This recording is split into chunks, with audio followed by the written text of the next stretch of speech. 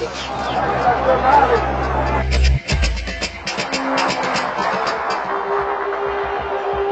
trabalhador brasileiro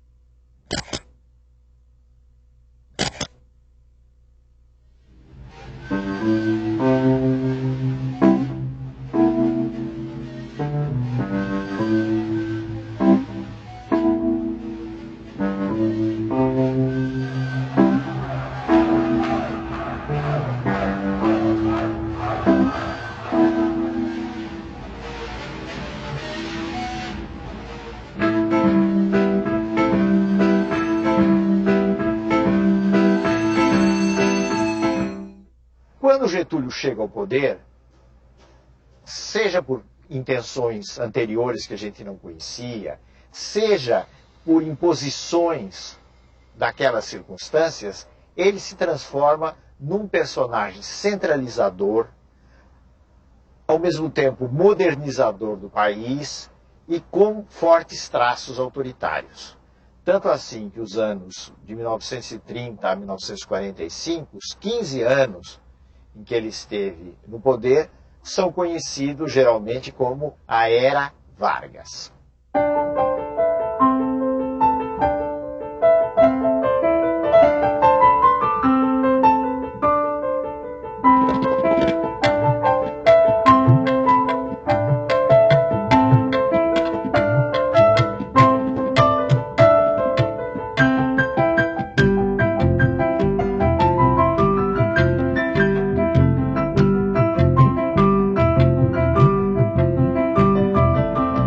Getúlio teve que enfrentar problemas internos do seu governo, das forças que o apoiavam, e problemas externos da oposição.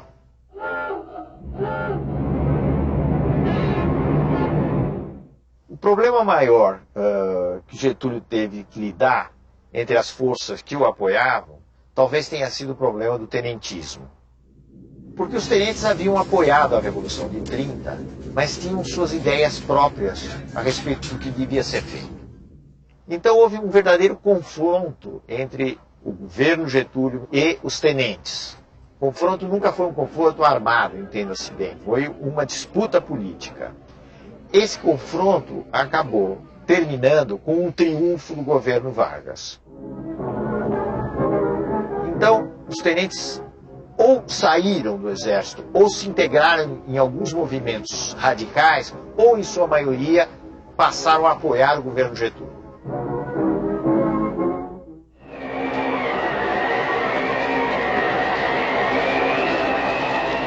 Os problemas externos vinham principalmente das elites regionais dos estados, que não se conformavam com a política centralizadora.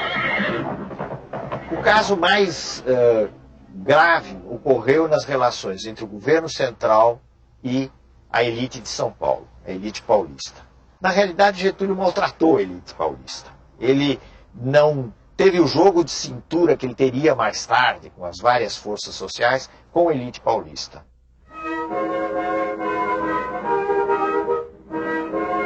Isso deu origem a muitas resistências e acabou gerando a Revolução de 1932. O heróico a luta feito, firma sua tradição, tendo nas mãos o direito e a pátria no coração. São Paulo lutou durante vários meses praticamente sozinho, mas no fim foi derrotado pelas forças do governo federal, sobretudo pelas forças do Exército Nacional.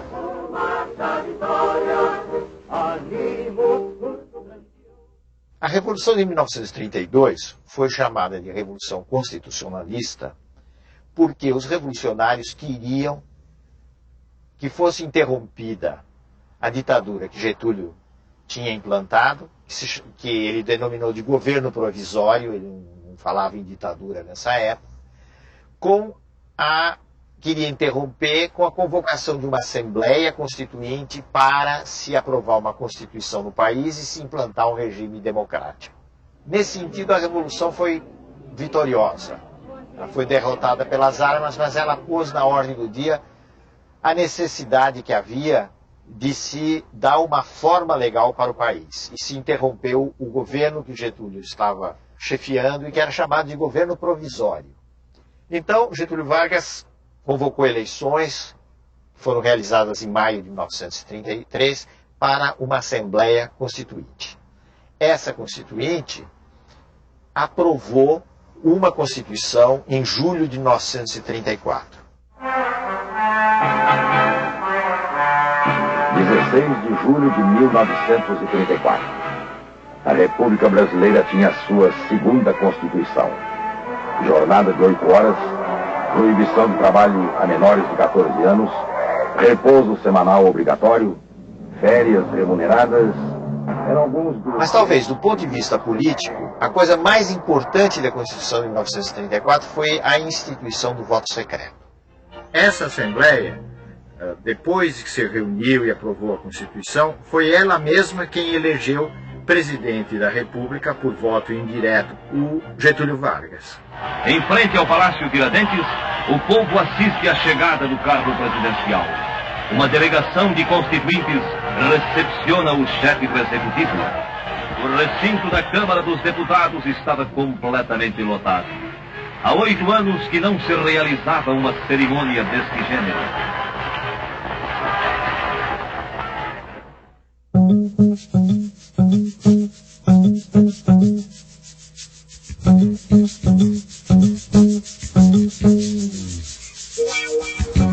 O que é que mudou concretamente a partir de 1930?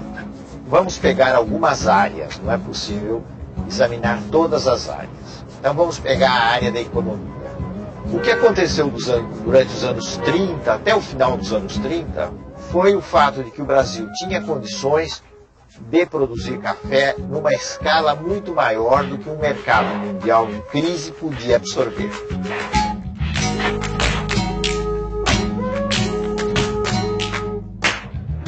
Então, se realizou toda uma política de queima do café. O governo comprava o café dos cafeicultores e queimava o café para regular a oferta no mercado internacional.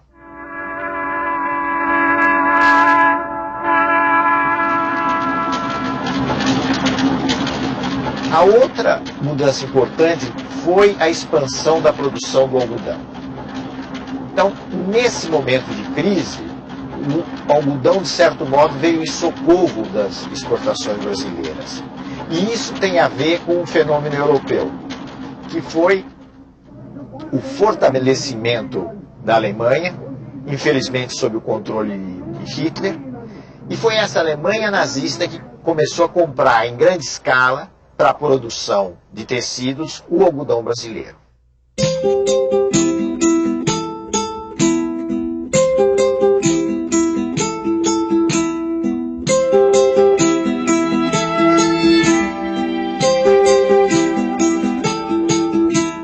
O impulso inicial dessa industrialização brasileira no pós-30 foi proporcionado exatamente pelas condições da crise mundial.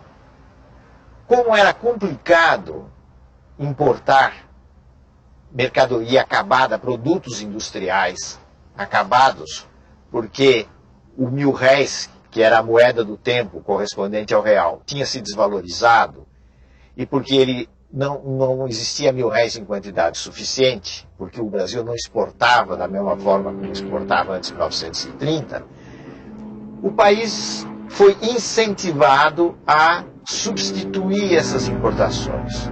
E essa substituição se dá com a produção interna de bens industriais. As dificuldades de importação impulsionam e tornam realidade velhos projetos de transcendental importância para o desenvolvimento do país.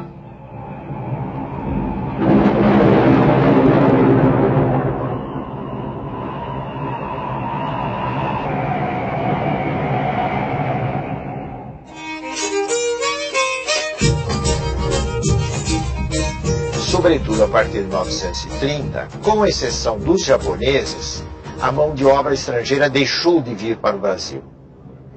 E a mão de obra utilizada nos grandes centros do Centro-Sul foi principalmente aquela que migrou de pequenas cidades mineiras e que migrou do Nordeste, entrando principalmente na atividade da construção civil e da atividade industrial.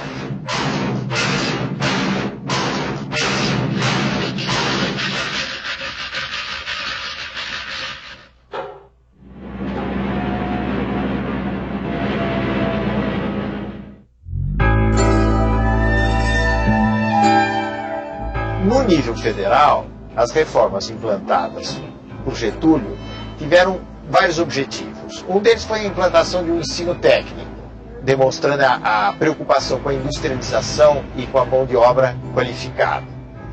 A outra coisa foi a melhora da qualidade do ensino e a padronização do ensino nos níveis secundário e nos níveis universitários.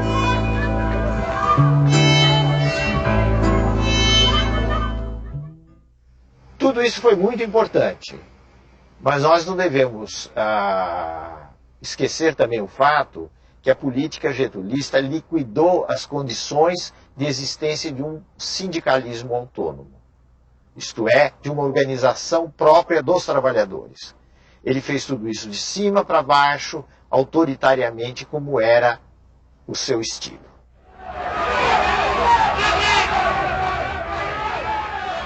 Um outro traço inovador, dentre outros, dos anos posteriores a 1930, foi o surgimento de movimentos sociais, em maior expressão, maior quantidade. Dentre esses movimentos, nós devemos destacar principalmente dois. Um de extrema direita, que era o integralismo, e um de extrema esquerda, que era o movimento comunista. O movimento integralista estava inspirado no fascismo e tinha como seu líder mais importante Plínio Salgado, que era um político de São Paulo, um jornalista e um político de São Paulo. E foi organizada em nosso país uma agremiação política que tomou o nome de Ação Integralista Brasileira, a qual se caracterizava, sob modo, pela formação de milícias uniformizadas com camisas verdes e pelos marciais desfiles que realizava. Os integralistas eram nacionalistas, totalitários, adversários das liberdades democráticas e acreditavam num regime sustentado por um partido único. Eles apoiaram Getúlio Vargas na esperança de que, através de Getúlio, eles chegassem ao poder. Getúlio lhes deu alguma corda até o golpe do Estado Novo, até novembro de 1937. A partir daí, os integralistas foram marginalizados, uma parte deles tentou um golpe que fracassou e o movimento deixou de ter importância maior na cena política. Os comunistas tinham uma outra tática, que era a tática de enfrentamento, a tática de oposição. E com isso eles chocaram de frente com o governo Getúlio. Eles formaram um organismo, a Aliança Nacional Libertadora, que pretendia ser uma grande frente popular contra o governo Getúlio e por grandes reformas no país.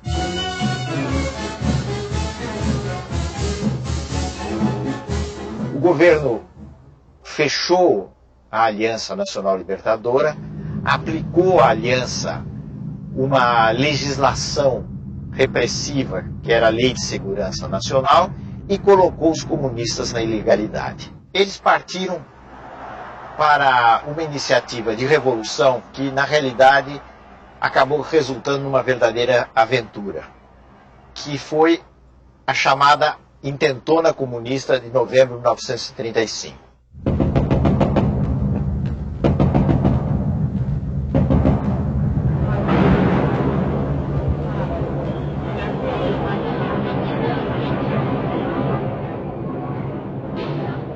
A consequência mais importante da insurreição comunista de 1935 foi o fato de que ela deu o pretexto que o Getúlio Vargas e os círculos do governo, principalmente a cúpula do exército, estavam esperando para iniciar uma repressão no país e, mais do que isso, preparar o caminho para a instalação de um regime autoritário. Isso se fez através do golpe que instituiu o Estado Novo, o golpe de 10 de novembro de 1937.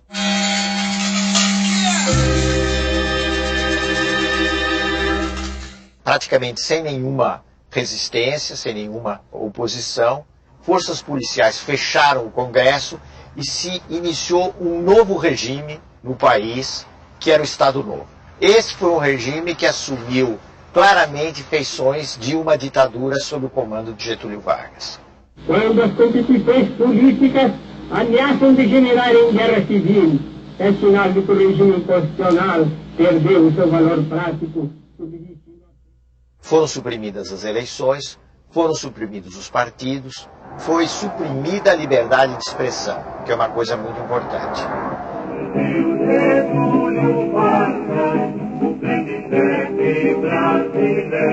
Na maneira de ver de Getúlio e dos generais e dos círculos civis que apoiavam Getúlio, não deveria haver lugar para partidos no país. Os partidos eram parte, eram coisas nocivas à organização do país. Era preciso organizar um todo nacional, de cima para baixo, tendo como chefe supremo o chefe da nação, ou seja, Getúlio Vargas.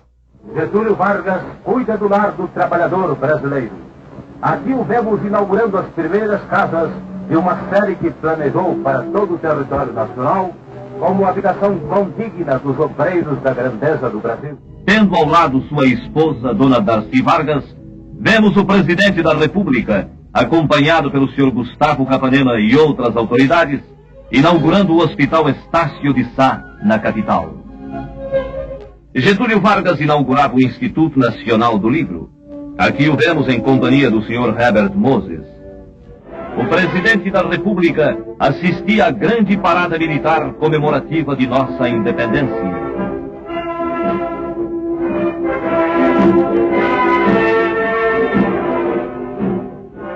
O presidente Vargas, acompanhado pelos generais Eurico Gaspar Dutra e Góes Monteiro, procedia ao lançamento da pedra fundamental do novo Palácio da Guerra.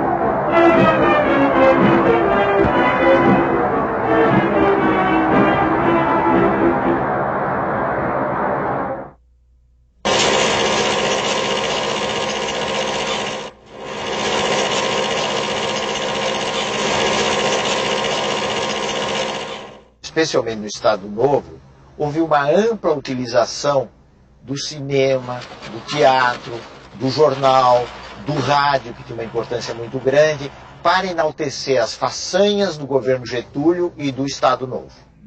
O ambiente nacional tem reagido sabiamente contra esses agentes de perturbação e desordem. A propaganda insidiosa e dissolvente apenas impressionou os pobres de espírito e serviu para agitar os mal-intencionados. E isso representou alguma coisa de muito diferente, vamos dizer assim, de inovador, se considerarmos o que era o Brasil anterior a esse período. Regulieren Soldaten geschaffen. Seit 5:45 Uhr.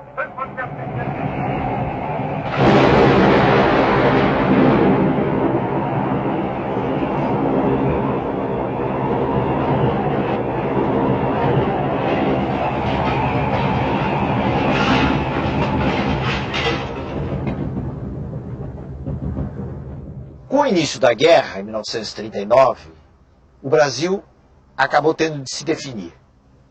E Getúlio, que até 1941, mais ou menos, mostrara muitas simpatias pela Alemanha e pela Itália, acabou se inclinando pelas forças democráticas. Isso por razões muito práticas, muito de ordem prática. Ele percebia que ele estava num determinado campo, no mundo ocidental, com os Estados Unidos, ali em cima, o chamado Grande Irmão do Norte, com um pouco de ironia, né?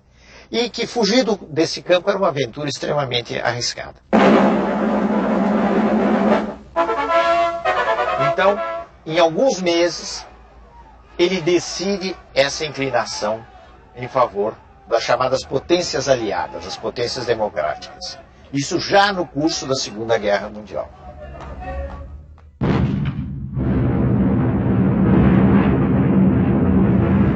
Aí as investidas dos alemães contra a Marinha brasileira levaram mais rapidamente à ruptura de relações com os países do eixo, Alemanha, Itália, depois o Japão, e finalmente a declaração de guerra contra esses países. Aqui esta manhã para receber uma nova força expedicionária que justamente nesse momento está chegando para se juntar aos combatentes de tantas outras nações que já se engajaram na frente da guerra. É a força expedicionária brasileira, a primeira força do Brasil, a primeira da América Latina que atravessa o mar. Essa força expedicionária é treinada assim. É uma tropa bem disciplinada. O Brasil enviou elite do seu exército para se bater no solo italiano ao lado dos canadienses na seleção de Francisco. Estão desembarcando agora.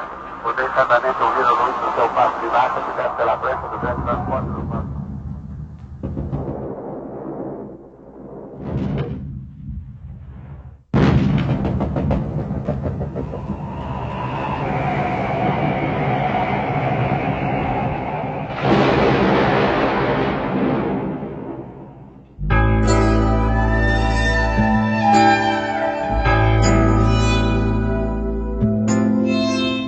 O que determinou a crise do Estado Novo?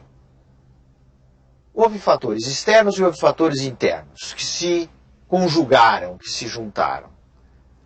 O fator externo foi a vitória cada vez mais anunciada das forças democráticas no mundo na Segunda Guerra Mundial. Então, é como se todas aquelas antigas ideias que vinham do começo dos anos 30, todas elas autoritárias, entrassem em crise, se desprestigiassem, e a ideia de democracia, o direito de intervenção na nação, nos destinos da nação, se tornasse uma ideia muito forte.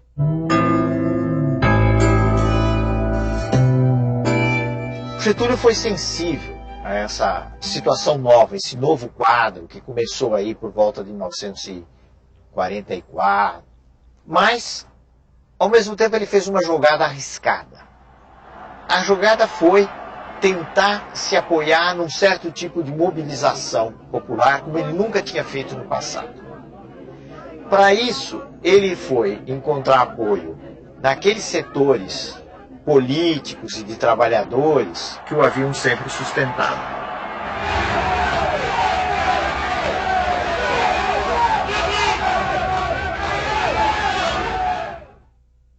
Essa mobilização desagradou os meios militares. Desagradou gente como o general Góes Monteiro, o general Dutra, que haviam sido os articuladores do Estado Novo.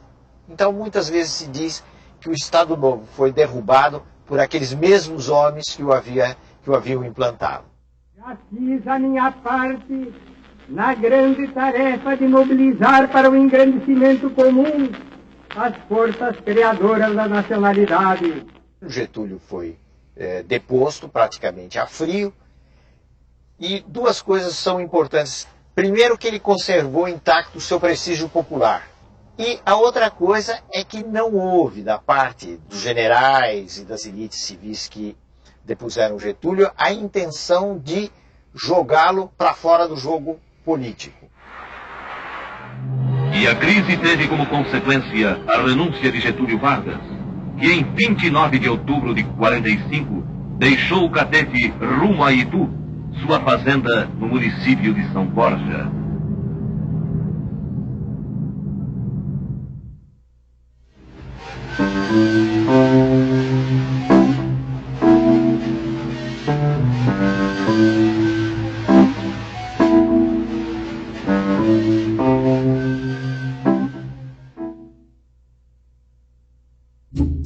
No próximo programa, o Brasil escolhe o caminho das eleições.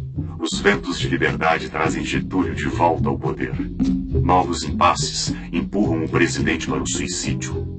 O fim do Estado Novo e o período democrático.